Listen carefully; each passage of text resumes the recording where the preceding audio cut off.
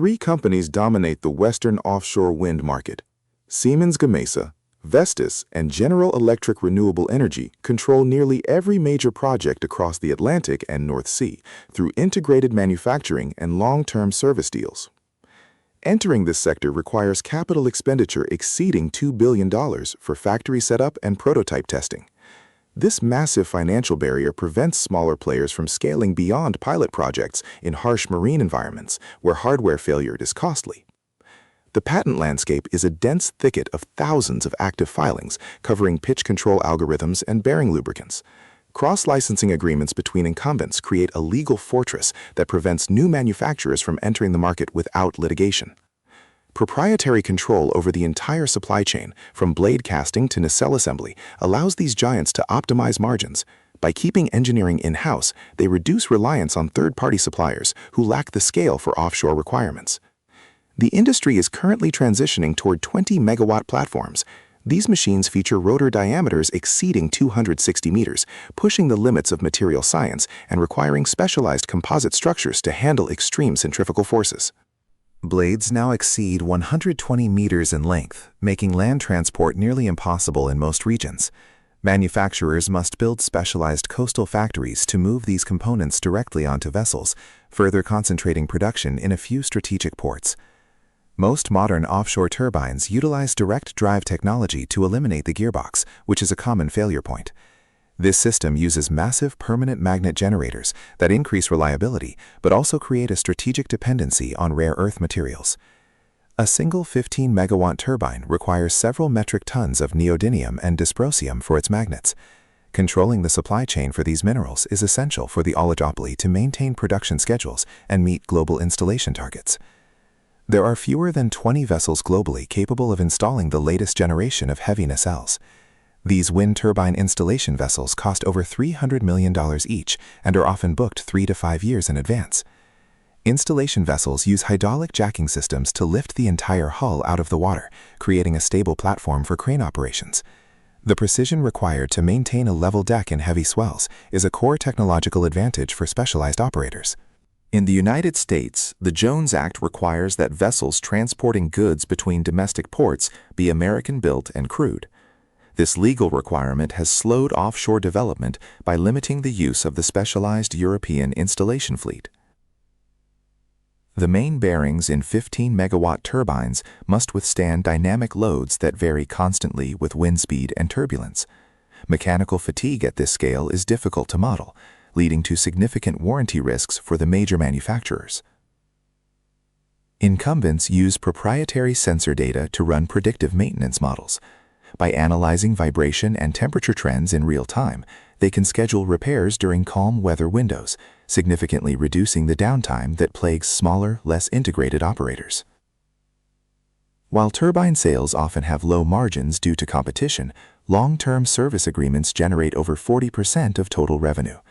These 15 to 25-year contracts provide the steady cash flow that sustains the industry during economic downturns.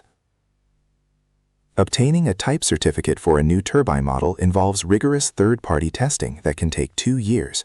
This delay ensures that only well-capitalized companies can afford the gap between design finalization and commercial market entry. Insurers are increasingly wary of the rapid scaling of turbine sizes.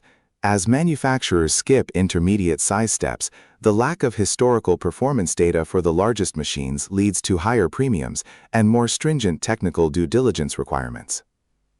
Governments in Europe have shifted toward negative bidding auctions, where developers pay for the right to build.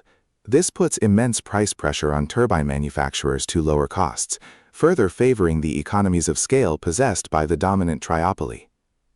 Many jurisdictions require a high percentage of local manufacturing to approve offshore permits. This forces the major players to build regional hubs, creating a geographical lock-in that makes it difficult for overseas competitors to undercut prices. Chinese manufacturers like Minyang and Goldwind are now offering turbines exceeding 18 megawatts at lower prices. Their entry into the European and American markets is currently restricted by trade barriers and concerns over long-term service reliability and cybersecurity. As shallow water sites are filled, the industry is moving toward floating foundations.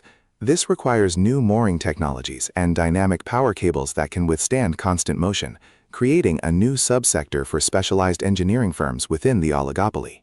Power cables for floating turbines must be designed with flexible segments to prevent fatigue failure from wave action.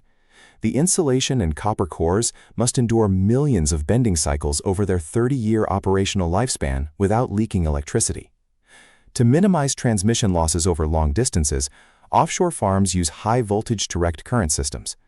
Converting electricity from alternating current at the offshore substation requires massive converter platforms that cost hundreds of millions of dollars. Offshore substations are essentially massive steel buildings perched on the seabed.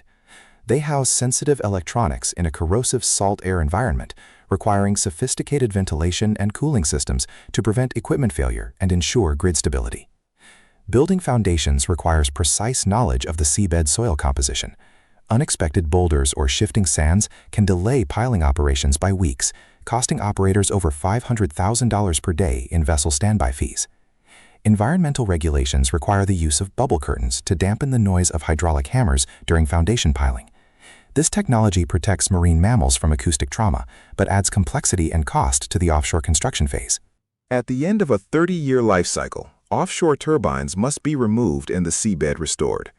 Financial bonds for decommissioning are now a mandatory part of project financing, ensuring that cleanup costs are covered even if the operator goes bankrupt. Traditional composite blades are difficult to recycle and often end up in landfills. Manufacturers are now developing thermoplastic resins that allow blades to be chemically dissolved and reused, addressing one of the biggest environmental criticisms of the industry. The recycling of permanent magnets is becoming a strategic priority to reduce dependence on primary mining. Processors are refining methods to extract neodymium from decommissioned generators with higher purity than is possible from raw ore. Service contracts usually include availability guarantees of 95% or higher. If a turbine is down during high wind periods, the manufacturer must pay liquidated damages to the developer, creating intense pressure on maintenance logistics. Maintaining a fleet of offshore turbines requires a global supply chain for critical spares like pitch actuators and control modules. The ability to deploy these parts via helicopter or service operation vessels is a key metric for operational success.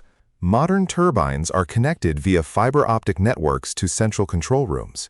Protecting these systems from state-sponsored cyber attacks is essential, as a coordinated shutdown of a large offshore farm could destabilize the entire national power grid. The biggest bottleneck for new offshore projects is often the onshore grid connection. High-voltage transmission lines must be upgraded to handle the massive influx of intermittent power, a process that frequently takes longer than building the wind farm itself. Developers increasingly rely on corporate power purchase agreements to secure financing.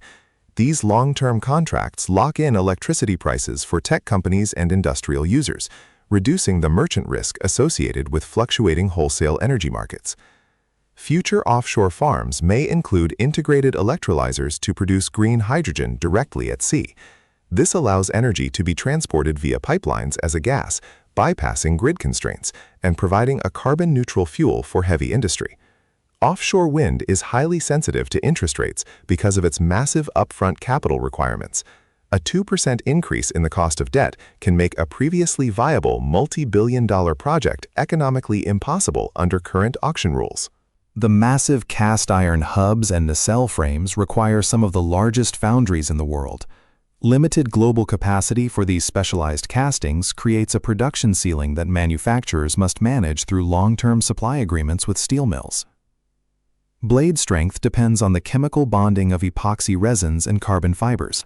Small variations in curing temperature or humidity during the infusion process can lead to structural defects that might only manifest after several years of operation.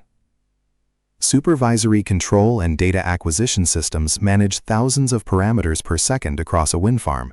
These systems automatically adjust blade pitch to optimize energy capture and prevent mechanical overstress during sudden storm gusts or changing wind directions. The International Electrotechnical Commission sets the standards for turbine safety and performance. Adherence to these standards is non-negotiable for project financing, as banks require a valid type certificate before releasing hundreds of millions of dollars in loans. In high-sea states, service technicians are often lowered onto the nacelle via helicopter because waves make boat transfers too dangerous. This high-cost logistics method is necessary to maintain the 95% availability required by many energy contracts. Turbines use cathodic protection and advanced multi-layer coatings to survive the corrosive effects of salt spray. Maintaining these barriers is a constant battle against the elements, requiring regular inspections and touch-ups by specialized industrial painting teams. The trend toward further consolidation continues as the cost of research and development for larger machines grows. We are likely to see even fewer players by 2030 as the industry moves from rapid innovation to standardized mass production. Recent serial defects in certain turbine models have led insurers to increase deductibles significantly. Developers must now self-insure against the first several $million of any loss, putting additional pressure on project cash flows and operational reserves. Autonomous underwater vehicles are now used to inspect foundations and cables for scour or damage. These robots use high-resolution sonar to create three-dimensional maps of the seabed, allowing for precise maintenance planning without the need for human divers. The oligopoly of offshore wind is a byproduct of extreme technical and financial complexity. Survival in this industry requires a combination of massive scale, proprietary technology, and the ability to manage multi-billion-dollar risks across decades of operation.